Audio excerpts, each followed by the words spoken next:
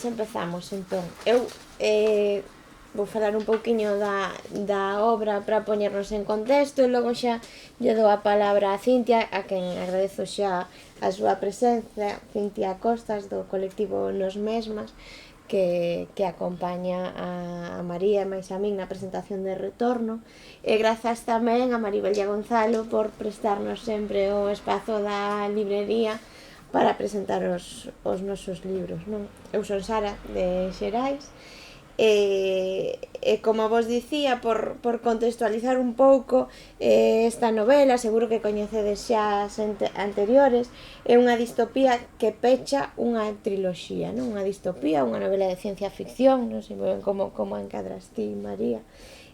O título é Retorno, e chega co desenlace, non, dese conflito que se nos presentaba en Cobiza, que xa o propio título xa é significativo, non? É un libro que gañou o premio Pinto de Maragota, que ademais veño eu agora do xurado do Pinto de Maragota directa de Pontevedra.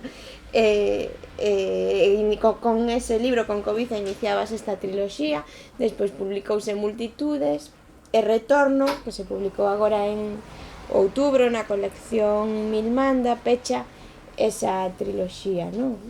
O argumento continúa esa trama que se iniciaba en Cobiza, cuns personaxes que son creación desta autora, que son os seres completos, non?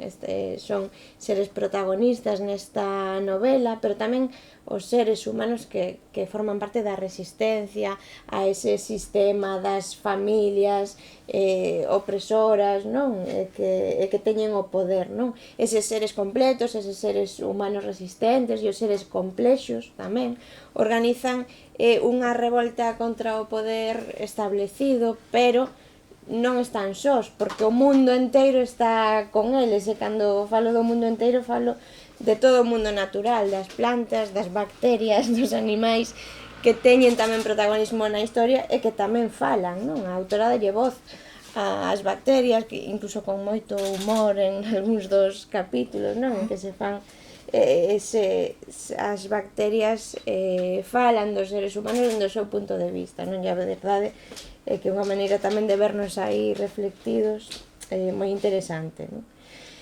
Aparece tamén un personaxe que eu creo que é un dos personaxes máis queridos dos seres completos, que é Luz Divina, que se revela como alguén moi importante na trama, Luchiña, a última falante de galego, que nos serve tamén para reflexionar, non? Alrededor das linguas minorizadas. Luz Divina, non fago ningún spoiler se digo que morre xa case ao principio, non? E se fago spoiler, pois sinto moito. Deixa un legado moi importante, non? Que é este da lingua, sendo a última falante de galego.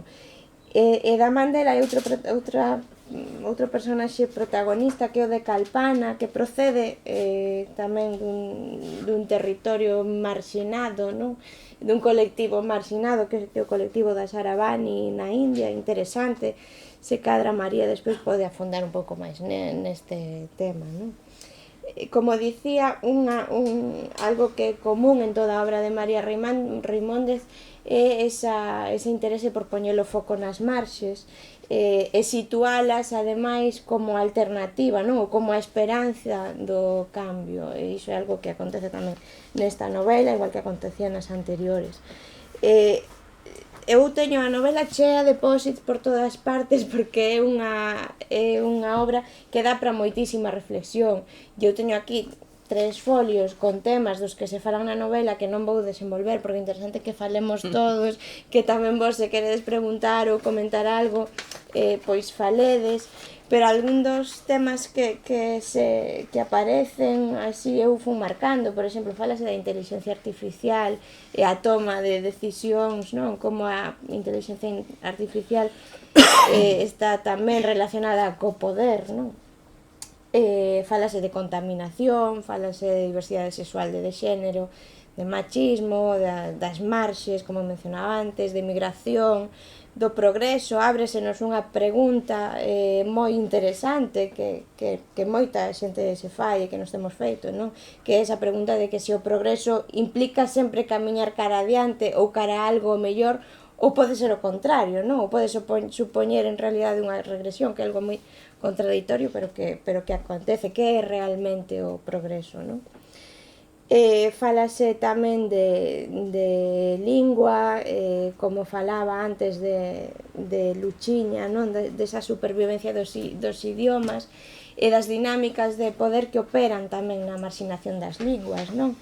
E tamén se presenta algo moi interesante, que é o feito de adoptar unha lingua non dominante como un mecanismo de liberación, e algo que lle acontece a un dos personaxes da novela, que, bueno, non vou falar de todos os temas, pero este que me pareceu moi interesante, pois vou me permitir comentar un pouquiño máis, é o caso de Teo, non? Que é neofalante, foi educado na cultura, na ideoloxía dominante, pero descubre un mundo novo e mellor a partir da lingua, non? De feito, teño aquí marcado que nun momento decidín deixar atrás a lingua que me dominaba para renderme a esta que me aloumiña, non? E unha lectura moi interesante, non? O mesmo que a lectura que fai María da maternidade e de toda a construción social que hai alrededor dese feito biolóxico, non? E que vemos moi claro pola relación que teñen as mulleres humanas, digamos, cas súas fillas, e a relación que teñen os seres completos cos seus fillos, non? Porque hai aí un choque, digamos, non sei se cultural, pero un choque na maneira de entender a maternidade que nos axuda tamén a nos a deconstruíla, non? A vela dende fora, a mirar a vela con outra mirada, non? Entón eu penso que xa non é preciso que me estenda moito máis, pois teño aquí os ventres de aluguer, problemas de fertilidade, pero penso que son temas que podemos ir falando, non? Agora Cintia penso que vai ler un fragmento do libro. Sí, antes de ler o meu fragmento quero facer un pouco a aclaración de que para min, bueno, comentaba a María antes de que cando cheguei, que para min sei unha persoa que eu lle sigo un pouco a pista xa dende fai un pouco de tempo, porque xa lo polo ano, non sei, 2002 ou 2003, por aí sería, cando ela comezaba a vir por primeira vez á facultade onde eu traballaba, ou estudaba, naquele entón, aquí en Vigo, en traducción e interpretación, e nos falaba dos seus andares pola India, e das cousas que facía por ali naquele momento, e do que pasaba e do que acontecía coas mulleres que tiñan, pois, que eran dunha casta, pois, distinta, que non era moi ben vista por aquel entón, impactoume moitísimo. Dende aquel momento sí que lle seguí un pouco a pista, non?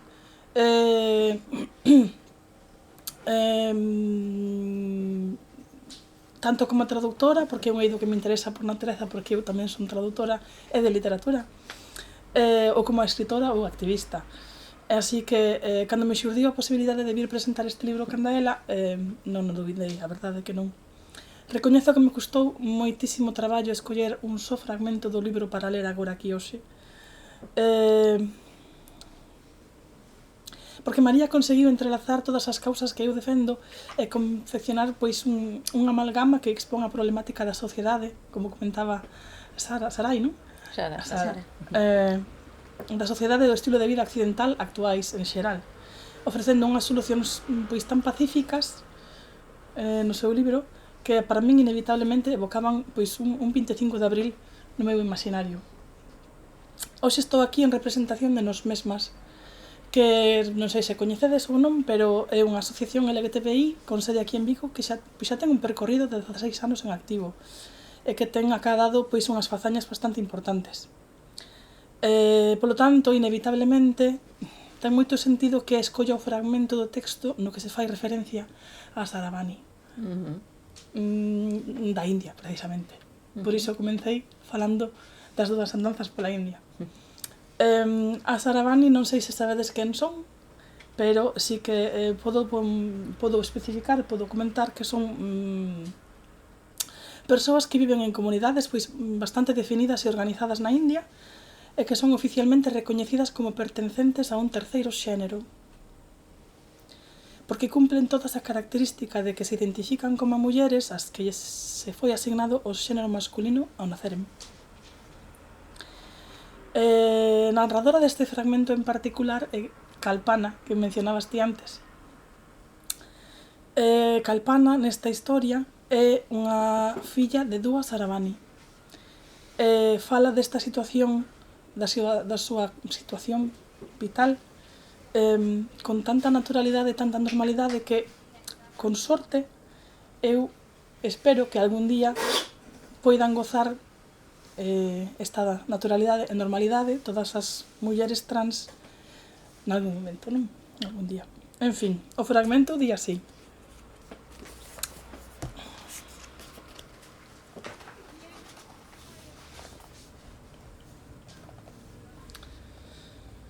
As Aravanis non podemos ter fillas polo corpo, como outras mulleres, mais sempre as miñas máis engadían.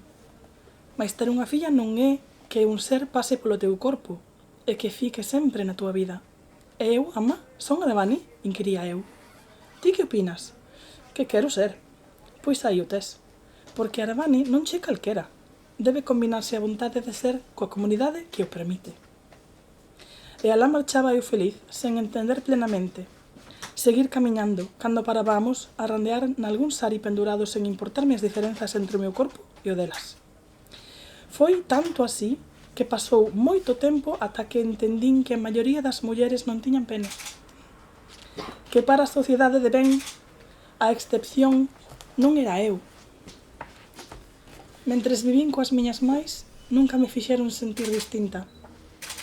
Foi, curiosamente, o tempo de maior liberdade da miña vida.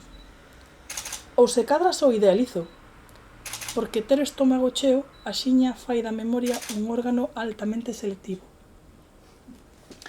Este foi o fragmento que escollín, porque me pareceu que, pois, representando a asociación que veño a representar, era un fragmento significativo. Moi bo, entre moitos outros. Moi guai. E non sei, teño algunhas preguntas para facerche. Moi ben, adiante. Eu, persoalmente, non sei vos, eu descoñecía da existencia das Aravani ata que lín esta novela. E para min é absolutamente necesario preguntarte agora se durante as túas viaxes a India ou os teus tempos ali coñeciches algunha ou estiveches en contacto con algunha comunidade delas e nos podes contar algo ao respecto. Moi ben.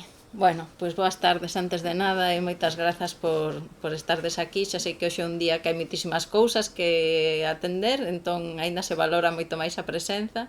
Grazas a Sara e a Cintia por acompañarme. É curioso, vou responder a tua pregunta, pero vou deixar así un momentiño suspendida, porque é curioso, estaba pensando, claro, para min Retorno é unha obra especial no sentido de que conclúe, non, a triloxía, entón é como a satisfacción de ver un traballo bastante complexo chegar á súa fin. Bueno, pois é sempre un pouco así un momento entre amargo e alegre, non? Porque despedirse duns personaxes nos que puxen moito empeño, moito traballo. Dicía que é interesante porque, claro, no percorrido de Cobiza ata Retorno, é fascinante como en cada presentación e con cada interacción das persoas que len, é unha obra, eu penso que é tan complexa a triloxía e con tanta diversidade que cada persoa atopa algo distinto, non? De interese. Entón, para min, como autora, é un proceso fascinante ver o que cada lectora ou en cada encontro que temos, pois cales son as cousas das que lles interesa falar, non? E nas que lles interesa afondar. Entón, bueno, as dúas falastes da Saravani, non? Entón, claro, é unha cuestión que neste libro, en Retorno, Retorno un pouquiño, ten un carácter incluso de libro de solucións, podemos dicilo así, non? Porque moitas cousas que foron aparecendo dende Cobiza, pasando por multitudes, agora aquí entendemos, por exemplo, cousas que ao principio pois había lectoras as que lle resultaba un pouco desconcertante, a xeografía, por exemplo, non? Pois agora en Retorno sabemos cal é a xeografía e sabemos tamén por que desapareceron as xeografías coñecidas no noso momento actual, non? E tamén en Retorno aparece un terceiro espazo que non estaba nin en multitudes nin en Cobiza, que na nosa linguaxe actual o continente asiático, porque sabemos que hai dúas capitais, a capital do oeste, que é a que coñecemos, é dicir, ata chegar a Retorno en toda a triloxía só soubemos o que pasaba na capital do oeste, nos seus territorios. Pero claro, é unha parte moi grande do mundo que non está baixo ese dominio, non? Entón era unha maneira de tamén achegar o personaxe de Calpana, que sí que aparece en toda a triloxía, está presente, pois era un pouquiño dar a chave que abre pois ese outro espazo do que non tivemos noticias, non, ata ese momento. Entón, igual que na maior parte da triloxía, sí que se bebe de, bueno, pois todo o que son as culturas fora da hexemonía. Por exemplo, en multitudes hai moito traballo sobre todo o que son os coñecementos dos povos indígenas das Américas, sobre todo de Norteamérica, que é onde se contextualiza a acción. Pois hai unha protagonista inuit moi importante, non, que é a Putik, que tamén aparece en toda a triloxía. Pois desa mesma maneira tamén o enfoque dese novo espazo entraba por aí, non? Claro, as arabanis viven nesta, non sei se distopía barra utopía, porque eu creo que ao final é unha utopía do que estamos falando, pero bueno, inicialmente unha distopía. Viven unha situación de marginalidade moi grande, que se corresponde tamén coa situación actual, pero digamos que esa situación está narrada por Calpana dende dentro, non? Claro, dende aí pois, a óptica cambia totalmente. Eu sí teño relación con mulleres e co colectivo Arabani dende hai moitos anos, moitos anos, e polo tanto é unha realidade próxima a min. Non adoito escribir nunca sobre cousas que descoñezo. Entonces, si hai coñecementos inuit nos libros, é porque eu de alguna maneira, por algunha vía, tiven acceso a iso. Se están as arabanis presentes, en este caso, claro, un coñecemento moito máis próximo, porque, como falaches de implicadas, pois a través dese traballo de cooperación, a organización coa que traballamos en Tamil Nadu, as arabanis son un colectivo especificamente do sur da India, na que hai outros equivalentes noutros lugares do subcontinente. Pois esa organización coa que traballamos en Tamil Nadu ten proxectos dende hai moitos anos, dende hai máis de unha década seguro, de organización das mulleres das Arabani, non? Entón, si, teño moita relación e moito contacto con elas, e sei da forza que teñen na súa comunidade, non? Unha forza que tamén ten algunhas outras arestas, pero sí que sempre actúan como unha colectividade. A mí é verdade que me parece moi interesante, porque sí que eu non, ata que cheguei a estes libros, nunca soubera delas. Sí. Claro, son a diversidade de identidades sexuais e de xénero, tamén na triloxía están manifestadas de maneiras moi distintas, sí que hai pois esas achegas, claro, ata tal punto, a mí faime graza, eu ás veces escoito un pouco así co sorriso do gato, non? Cando estaba vendo algo que comer, porque hai cousas que son tan sutís que a xente non se dá conta. Hai, non sei cando, pois lín ou escoitei alguén falar de que na triloxía había unha personaxe trans ou algo así, non? E dixen eu, hai moitas máis personaxes. O que pasa é que como non está explicitado, a mellor da maneira na que a nos parece necesario explicitar, eso, obvia, pois claro, a xente chega a un punto en que non se dá conta. Tampouco, ao final de Retorno, hai un personaxe que mencionou Sara, que é Teo, que é un personaxe que ten unha evolución enorme tamén, porque cando empeza a Cobiza é un personaxe adolescente, entonces, claro, é un proceso, estas novelas transcorren nun períodos de tempo moi longos, non? De feito, hai en multitudes temos unha década inteira, ano por ano, non? Entón, claro, tamén os personaxes van vivindo, medrando, morrendo de maneira natural. Pois igual, ao final da triloxía esquecemos moitas veces cal é o inicio dese personaxe, non? Na súa identidade, cal é o seu proceso de identidade sexoxenérica, porque hai máis identidades, como sinalaba Sara, non? A identidade lingüística e demais. Entón, claro, por exemplo, a Putik, Sidik, non? Que é tamén unha maneira de manifestar a identidade sexoxenérica do pobo inuit neste caso, pero que non ten que ver co noso entendemento, non? Das identidades. Entón iso percorre toda a triloxía. E chega un momento en que deixa de ser importante tamén, non? Quero dicir, incluso se es ser completo, ser complexo, hai un momento en que un personaxe di que dá igual ser completo, ser complexo, somos todos seres, non? Como que xa todo está como di, que perde importancia, non? Creo que de cara ao final, se non me lembro mal, sí que se especifica que unha vez que xa se recuperou a paz e tal, que o que a partir dese momento non se vai facer máis mención aos diferentes tipos de seres, todos somos seres e punto. Non é así? Sí, bueno, claro, é algo que deixa de ter relevancia cando chegamos a un certo punto de resolución de certos conflitos, non? Porque ata que non falo aquí xa da experiencia lectora, falo digamos, do contido, non da triloxía, do contido filosófico, por dicirlo de alguna maneira, da triloxía. Eu penso que na escrita ou na lectura sí que é evidente que chega un momento en que estamos lendo, danos igual, non? Que tipo de personaxe sexa, e que precisamente tamén o que os propios personaxes chegado a un punto explicitan. Pero para chegar aí houve un proceso moi complicado, claro. Tamén penso que Retorno é unha novela que fala de recuperar, o sea, de romper as xerarquías que establecen o que establecemos os seres humanos, non? E esas xerarquías son xerarquías entre seres. O ser humano está por enriba, non? E despois por debaixo están os animais, por debaixo está o mundo vegetal, despois hai cousas que non sabemos nin que existen, non? Tipo, bueno, as bacterias sí porque nos dan pánico, non? Que nos poden atacar. Cando en realidade o planeta Terra eso existe porque existen as bacterias, o sea, a vida de outros seres vivos, eso existe porque as bacterias decidiron nun momento dado transformar algo en oxígeno. Entón, son o principio de toda a vida na Terra. Os seres máis aptos para a vida na Terra son as árbores e os entes vegetais, non son nin os animais nin os seres humanos. Nos podemos desaparecer perfectamente e o mundo seguiría existindo, non?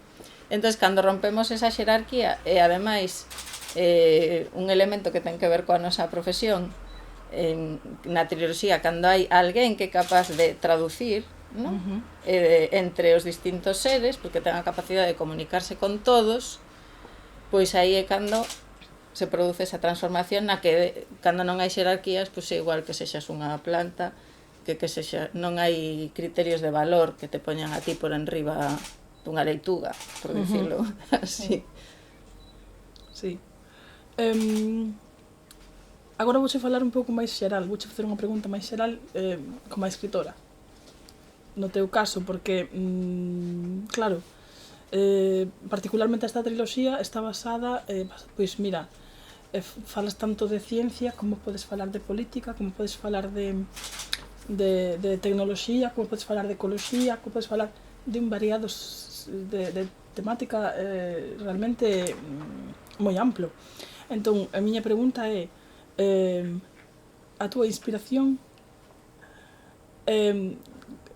ven sendo froito dunha serie de intrigas persoais que te motivan para escribir, ou pola contra é froito da casualidade porque casualmente pois estás lendo un artigo pois de divulgación que tal vez te serve como primeira peza para ir elaborando de onde xorde maxia, porque claro, entrelazar todas estas cousas para min pareceme moi complicado. Claro, para min a resposta ten que ver precisamente co literario, porque podemos facer un ensaio, podemos facer, bueno, pois iso, podenos dar curiosidade un artigo, eu lóxicamente tiro de todas esas cousas, penso que a triloxía son novelas, eu digo, filosóficas, non? Na súa base, porque tratan temas que teñen que ver coa epistemoloxía, que teñen que ver coa filosofía da ciencia, bueno, con moitos temas dese tipo. Pero, ao final, para min o importante é que son unha ficción, unha narración, que son unha obra literaria. E iso só se produce polo oficio da escrita. O sea, todos eses temas, esa complexidade, para min foi un desafío moi grande, porque son moitas personaxes, son moitas tramas, o sea, realmente foi un conxunto de novelas moi difíciles de escribir, pero o importante é que sigan sendo novelas. Para iso temos que ter as ferramentas que nos dá a escrita, os distintos rexistros, as distintas voces, o manexo do tempo, o manexo das temáticas. O sea, é unha... no fondo, creo que isto ás veces penso que coa grande comercialización da literatura que hai neste momento, ás veces esquecemos que a literatura non son tramas ou temas, non? A literatura é algo máis que iso. É a maneira de saber crear unha historia na que, pois, iso, nos dé a capacidade de reflexionar sobre cousas complexas. A iso quería chegar eu. Creo que, sobre todo, polo menos nesta triloxía, o que se fai é un enorme convite á reflexión. Sí, eu creo que si algunha expectativa podo ter sobre estes 3 libros é que sexan unha semente, non? Como é todo moi arbóreo, pois o obxectivo é que sexan un pouco semente, non? Que nos dean a partir da ficción, porque a ficción ten moitas vantaxes fronte a outros modos da escrita, e que, como dicía antes Sara, pois hai moitas perspectivas sobre un único tema, porque é máis nestas obras que son moi floresta, non? Hai moitos personaxes, hai moitas tramas, hai moitos tempos, hai moitas voces que non son tampouco humanas únicamente, e todo iso o que ten que... Xa dicía, a pouca expectativa que podo ter con respecto aos libros é que nos dean que pensar e que contribúan aos debates que están na sociedade e que para min, visto como está o mundo, son máis urxentes que nunca. E por iso tamén, visto como está o mundo, cando escribín Retorno tiña moi claro que non quería, claro, hai, por exemplo, Multitudes sí que hai máis violencia, non? Así, bueno, violencia hai moitísima sistémica, non? Pero violencia desta que, digamos, de conflicto bélico. Quería topar unha solución que non fose bélica. E iso non é tan fácil como parece, porque ao final este tipo de historias sempre rematan con guerras, non? E con, bueno, pues, rebelións, ou sí que hai unha parte diso. Por iso mencionaba moi 25 de abril antes. Claro, pero aquí eu estaba moi emperrada en que a solución tiña que ser de outra maneira. E dado que estamos falando de ficción, pois non temos por que seguir, isto tamén é un pouco o fío da triloxía, non? Sair do pensamento humano, das lóxicas humanas, e atopar outras lóxicas e outras posibilidades tamén na ficción. Non sempre ir polo mesmo camiño, entonces xa derrotamos a uns e entonces poñemos a outros e ese ciclo infinito, non? Aquí a solución, non imos desvelar cal é, pero pasa por outros procesos. Falabas fai un momento da complicación que foi para ti, porque as persoas pois, son todas moi elaboradas, están moi traballadas e teñen unha historia de profundidade cada unha delas. Entón, para min, realmente unha curiosidade persoal saber cales poderías dicir ti que son as túas 3 personaxes favoritas do libro. Vaya pregunta tan complicada. Mira, eu como teño moi mala memoria, podo dicirche as que me lembro así sen máis, non? A ver, unha personaxe que teño moita simpatía é Sedón. Porque Sedón é un pouco, sobre todo neste libro... É moi difícil non ter, ya non? Sí, é un personaxe moi poderoso e ademais un pouco ameazante en certos momentos, non? Entón a min gustábame esa liña, non? Entre sí, pero vamos... Olliño. Sí, pacíficamente avancemos, porque aquí estamos ante un ser que ten unhas capacidades que non somos capaces de asimilar, non? Como seres humanos. Entón Sedón é pois unha personaxe que me gusta moito. E a Putic tamén me gusta, é unha personaxe que lle teño moito afecto. Por unha cousa que dixo Marta da Costa nunha presentación que fixemos en Gondomar, no que ela resaltaba a este personaxe porque dicía que era o personaxe máis resiliente, non? O que máis se enfrontara a moitas cousas e seguía aí, non? María Canseira, moitas cousas. Por suposto, Luz Divina a original, porque non a Luchiña, que é a reencarnación máis avanzada, Luz Divina que é a orixe de todo, e que é ademais a persoa, a muller que intencionalmente pois en cobiza fai algo que transforma totalmente, non? O mundo, Pois facendo algo que parece moi sinxelo, pero que ao final é moi complicado, que cando estás dentro do sistema de poder, facer algo para dinamitalo dentro do seu interior, porque claro, os sistemas de poder, o capitalismo, as linguas hexemónicas, a atracción que producen é identitaria. Ti queres ter esa identidade, non? Porque unha identidade mellor que a que tes, dache posibilidades de cousas, de cartos, de acceder a moitas historias. E unha persoa que ven dun lugar moi degradado, non? Un recuncho, cunha vida moi complicada, cunha historia de explotación moi complexa, pois ao final decide non aliarse, non, con eses poderes, con eses valores, que sería o máis sinxelo. Está aí como unha especie de bacteria dormida, non? Durante un tempo facendo a súa función, ata que decide que, bueno, decide, realmente hai moitas pistas que indican que ela ten unha intencionalidade, non, dende un momento moi temperán da triloxía, de non perpetuar, non, ese sistema no que ela pues, chega a ter poder realmente. Iso é o complicado. Cando tes poder, para que o utilizas? Sen dúbida. Supoño que esta pregunta tamén xa xa fixes un montón de veces, pero eu vou facer outra vez, porque é inevitable. Entendo que os nomes das personaxes non están escollidos ao chou. No, para nada. Nada desta triloxía está escollido ao chou. Pois eu dicía que son novelas realmente na escrita moi complexas por moitas cousas. Eu sempre digo que é importante que a escrita sexa complexa e a lectura sexa agradable, non que requira lóxicamente unha implicación da lectora ou do lector no que o pensamento, pero bueno, que sexan cousas que tamén nos entreteñan, que non teñamos que estar aí como se fose unha tortura lendo, non?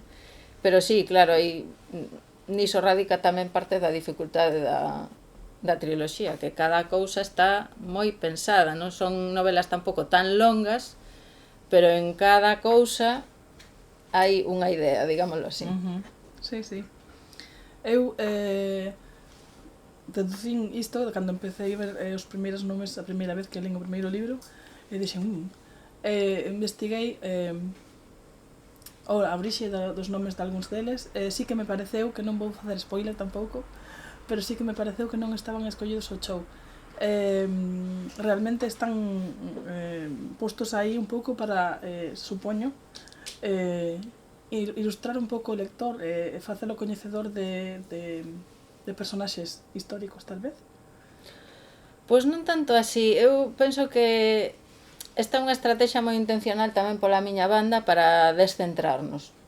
Lembro unha conversa que tivemos ao redor de Cobiza, que creo que foi organizada con nos mesmas no Orgullo, que había alguén no público que comentaba que eran uns nomes moi raros, non? E que, bueno, que daba moito traballo ler aqueles nomes raros. E dixen eu, moi ben, isto era o que quería, non? Porque estamos tan afeitas a considerar o extraño, non? O outro é extraño, entón xa non nos interesa. Pois os nomes son, claro, hai lectoras que teñen curiosidade, van despois investigar e poden descubrir moitas cousas a través dos nomes, pero o seu sentido dentro no aspecto literario é provocar esa incomodidade. Es ti, es descentrarte a ti. Es ti, por unha vez, quen ten que facer o esforzo de ler uns nomes que non son coñecidos para ti, e non unha señora etíope que ten que aprender a dicir, eu que sei, María Xesús ou Antonio, ou nomes que para nós son comuns e que en outros lugares son totalmente alleos, non? Pois no meu caso non tivo ese efecto. Eu fixen, que curioso, vamos ver, por qué? Claro, iso sería maravilloso, porque como abrir dentro da triloxía, pois dependendo da vontade que teñamos, podemos abrir portas, non? Permite pois unha lectura máis, vamos dicir, lineal, non? Das tramas e dos personaxes e tal, pero para quen ten curiosidade, sí que permite pois ir abrindo esas portas, non? E ir entrando en moitas cousas, porque en a que dá un pouco de medo, hai moitas cousas, sobre todo en Cobiza, que parecen ciencia ficción, pero que son reais, non? Que están acontecendo xa, pois, os ventres de alugueiro, esas especie de viveiros ou granxas, non? Que lles chaman, de mulleres que están postas a producir, a moitas outras cousas que nos parecen, pois iso, ficción, pero que son realidade, non? Sí, sí, sen dúbida. Enlazando un pouco coa pregunta anterior que che facía, xa fai un rato, penso,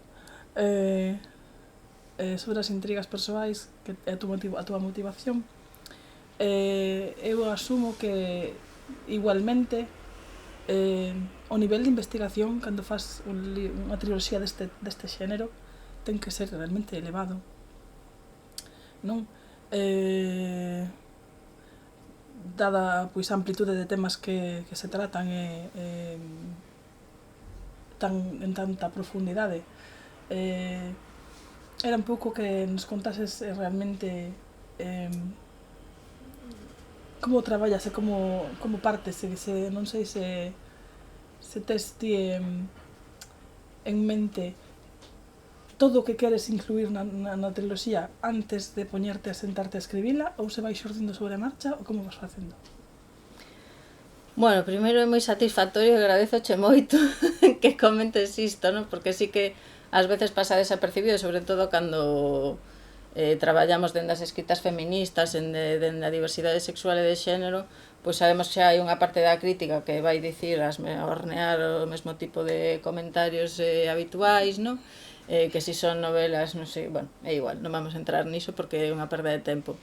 Pero sí que, claro, ao final é gratificante que tamén se entenda, non? Que hai un traballo complexo nese sentido que indicabas, non? Son temas de moita, bueno, veces de complexidade filosófica que están aí diluídos nunhas tramas, non? Eu son moi curiosa. E polémicos, son temas polémicos, e non só, depois tamén son cousas de pura ciencia. Sí, claro, é o que iba a dicir, eu son unha persoa moi curiosa, ademais son intérprete de conferencias, co cal accedo a moita información científica, gústame ler, pois sobre todo gústame ler enfoques que están un pouco fora, non, do ámbito hexemónico occidental, e, bueno, tamén as miñas experiencias vitais, non, implican estar en contacto con outras epistemoloxías e con outras realidades. Entón, digamos que todo iso ao final se vai concentrando, pero volvo que te contestaba antes, ao final o máis importante é o aspecto literario da novela, non? Porque eu podería escribir un ensaio, tamén o teño feito, sobre certas cuestións, pero aquí todo ten que ter, pois o que dicías antes, uns personaxes que sexan completos, que teñan os seus conflitos, que teñan as súas tramas, que conecten con nós tamén emocionalmente, non? Que sexamos capaces de trasladarnos no tempo e no espazo, pois pensar como un atún, por exemplo, non? Ou como unha cegoña. Pois claro, todas esas cousas son realmente os desafíos da escrita. Ou como unha bacteria, por exemplo. A min o das bacterias encantoume. O sea, eu... Ademais pechan o libro, bueno, non é nada. Sí, a voz da autoridade da triloxía non podía ser unha voz humana ao final, non?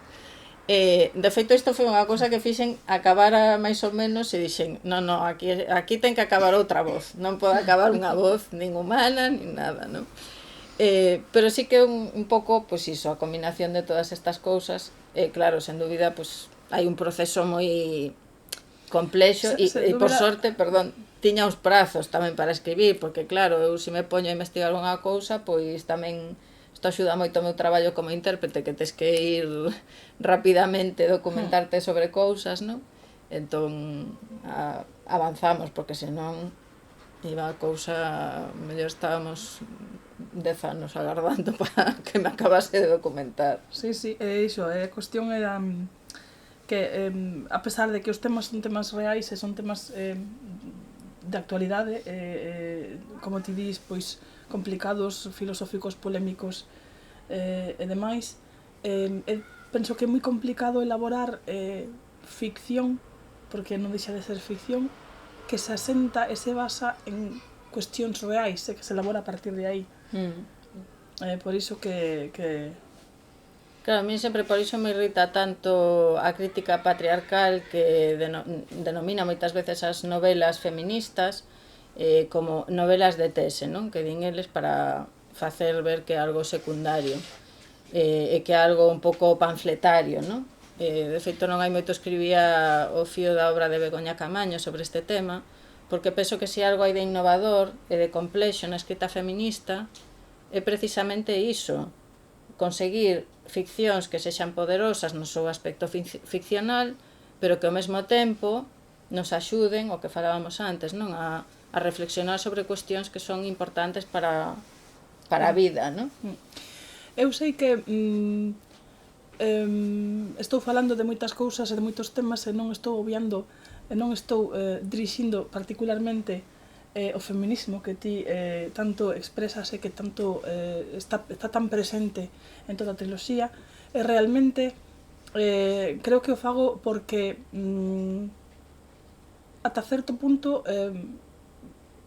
está tan normalizado no meu interior, no meu ser, que isto é así, que para min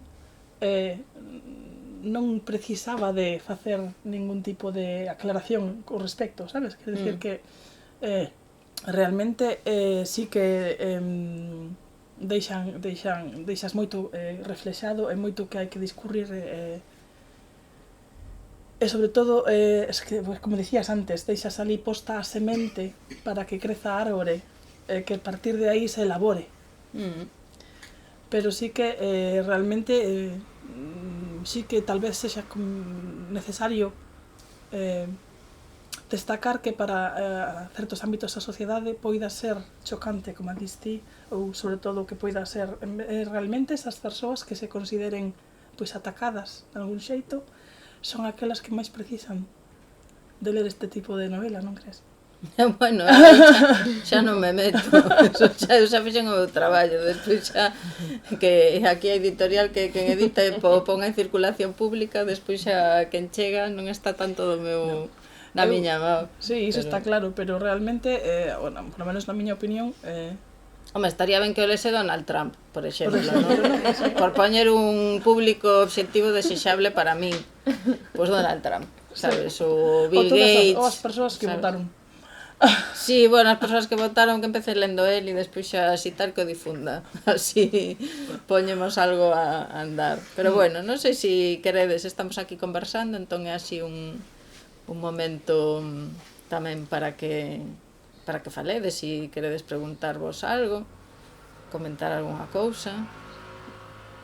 Senón, eu vou ler, que sempre leo, ademais está aquí Manolo Bragado, que se publicou unha columna de opinión sobre este tema, da importancia de ler en alto, e, bueno, xa teño hábito de facelo sempre, entón, despois xa vos darei a escoller se queredes cegoñas, se queredes atúns, ou que queredes, pero, bueno, bacterias, o que vos resulte de maior interese, pero mellor tedes algunha pregunta ao fío do que estamos falando, se lestes algún dos libros da triloxía, algunha curiosidade que teñades.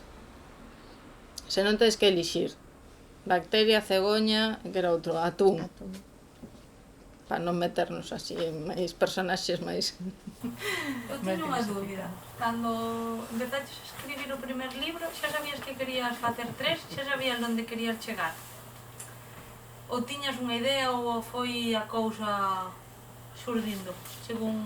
Cando fixen o primeiro libro sí que tiña, digamos, a idea máis avanzada do segundo. E sabía que tiñan que ser 3 porque é imposible dixerir así todo de golpe, porque, como dicimos, pois hai moitas tramas e, bueno, é complexo. Eu creo que son unha única novela, acabarías coa cabeza, sabes, agora, bueno, pois, se as queremos ler seguidas, vale, pero metelo todo así de vas a primeiras é moito. Despois, claro, entrar xa en cada, pois, en multitudes, xa vas collendo por uns camiños e sabía onde quería chegar, pero houve un momento en que estiven con esa sensación de María, onde te metiches, a ver como saes agora de aquí, porque claro, cando acaba multitudes, sobre todo polo que comentaba antes, hai que pensar que son tramas que transcorren en espazos e tempos moi diversos e moi longos. Entonces, para manexar iso narrativamente, que non sexa un peñazo ou un libro tipo Guerra e Paz que teña 800 páxinas, pois claro, esa é a complexidade da escrita. Pero bueno, sí que, vamos, sabía que precisaba ese espazo e sabía máis ou menos onde quería chegar. Despois xa, unha vez que me metín... E despois a segunda dúbida é, tú dices que tens moi mala memoria para os personaxes, non? Ou, bueno, E iso que vas facendo? Un sumario dos personaxes que tes? No, cando vou escribindo non, pero agora igual que os vosos nomes, o sea, hai xente que vexo 70 veces e non me acordo como se chama, o sea, iso é unha cousa con natural o animal, sabes? Que a mí pasoume en algún libro que son moitos personaxes e teño que anotar e a ver cales son porque chega un momento que non... Neso, No. aparte, sobre todo libros que dices tú que teñen 800 páginas, Sí. que a veces É que necesitas están un libro, emparentados entre sí, hai que lembrarse un libro de familia para poder... No, a mí, mentras as estou escribindo non, porque están vivos os personaxes, entonces non teño problema, aparte teñen, claro, como comentaba aquí Cintia, cada personaxe ten a súa historia, ten a súa voz, e ten a súa maneira de estar, entón mentras estou escribindo non, pero claro, dende que acabei de escribir ata agora que presentamos pasou un tempo, entón xa non me lembro agora así de repente de todos os nomes, non? Porque realmente hai moitos personaxes, non? Dentro da triloxía. Pero bueno, é peor o ciclo dos elementos que son 7 novelas e tal, e aínda teño que ter todos esos personaxes vivos, así que bueno, non estou tan mal aquí neste contexto. Tiña unha pregunta un pouco infantil, moi sencilla. Che gusta máis traducir ou escribir? Ai, Tamén traduces? é que para min, eu teño a fortuna de que son dúas actividades que non teño que renunciar a ningunha. Entón, bueno, son dúas actividades que as dúas me gustan moito. Son bastante diferentes, non? Porque na escrita, claro, tes a liberdade de crear o que a ti che veña en gana, e na traducción, pois, tes outras limitacións. Pero sempre digo, porque ás veces hai esta idea de que a xente que traducimos e escribimos, como que, claro, traduces porque és escritora. E eu sempre digo que non, que eu son unha cousa é ser traductora, outra cousa é ser escritora, e de feito a min inflúeme moito máis a traducción e a interpretación, como xa dixen antes, no que escribo, que viceversa. O sea, a miña escrita non me inflúe necesariamente en nada cando estou traducindo. O sea, eso é unha capacidade que ten que ter unha persoa que traduce, saber utilizar rexistros, saber utilizar a lingua, saber, bueno, pois o que sexa, non? Pero sí que na miña escrita hai moita influencia das cousas que traduzo e sobre todo as cousas que interpreto, como estamos falando.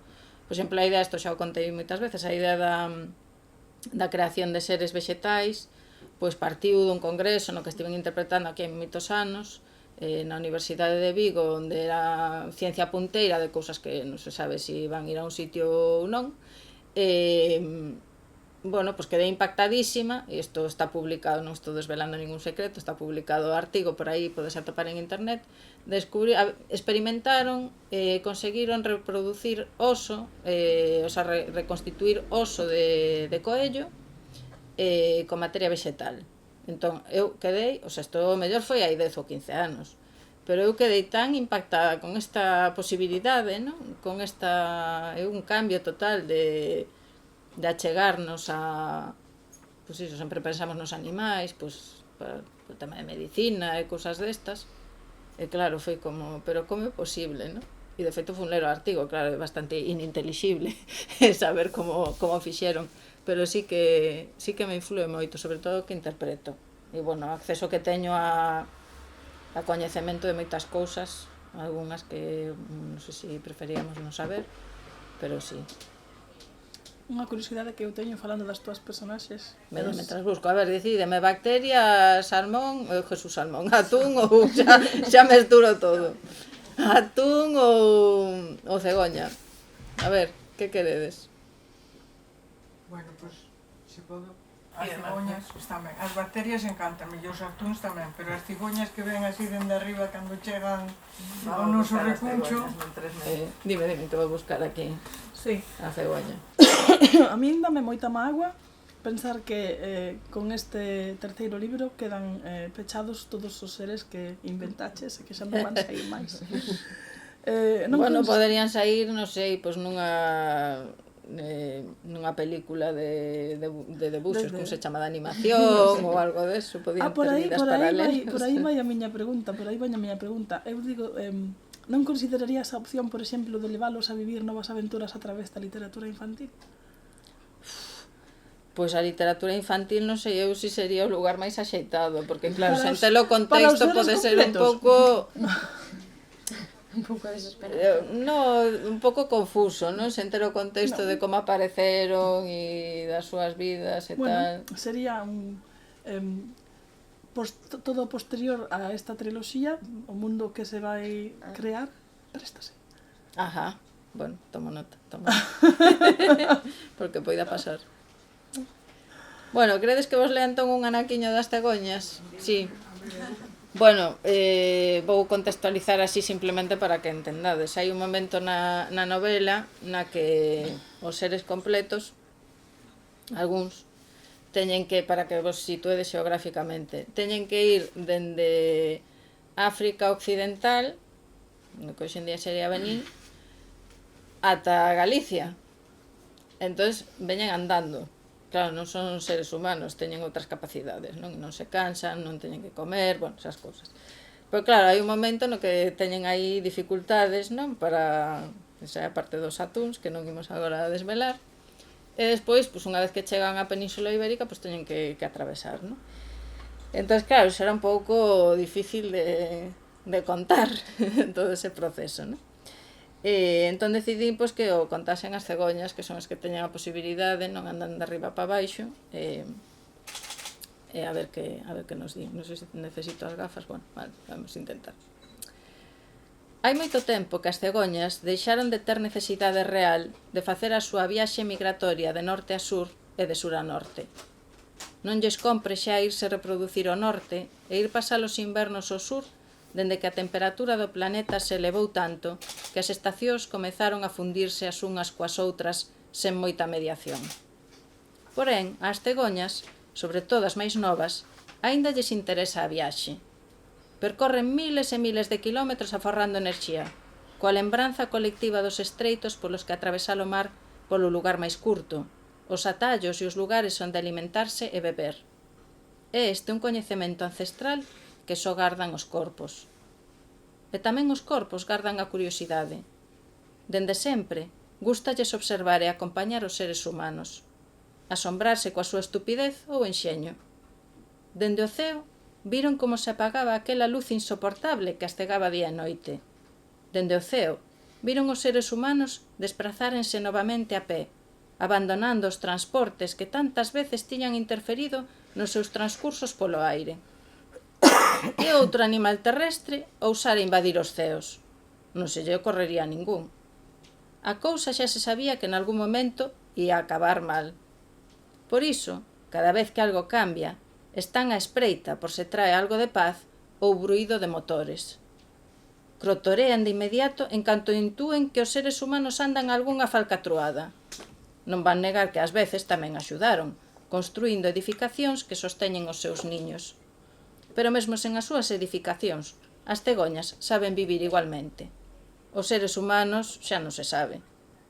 É así que, mentre sobrevoan tranquilamente o estreito, detectan o extraño movimento das augas, algo nunca visto. Observan unha ponte de escamas pola que se moven o que parecen ser seres humanos. Se ven algo neles é extraño, mesmo na distancia.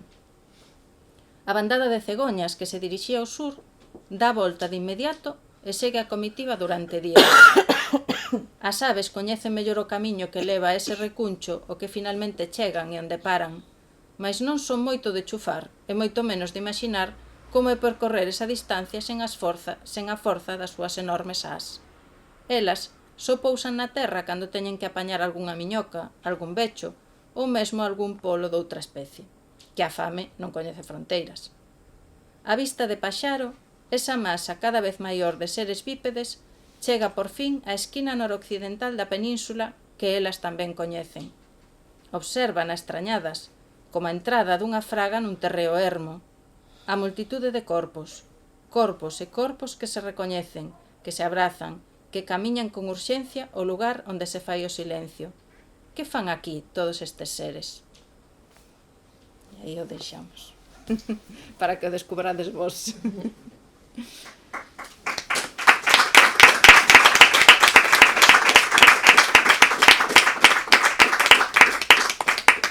Bueno, pois non sei se tedes algunha outra pregunta. Nos vamos de hora. Non, podemos ir concluindo, se non. Se non concluímos, a autora pode asignar algún exemplar, se queredes. E nada, moitas grazas por acompañarnos e pois espero que acompañedes o final desta triloxía tamén se vos prestou o inicio, o medio e agora pois xa chegar ao final. Graciñas.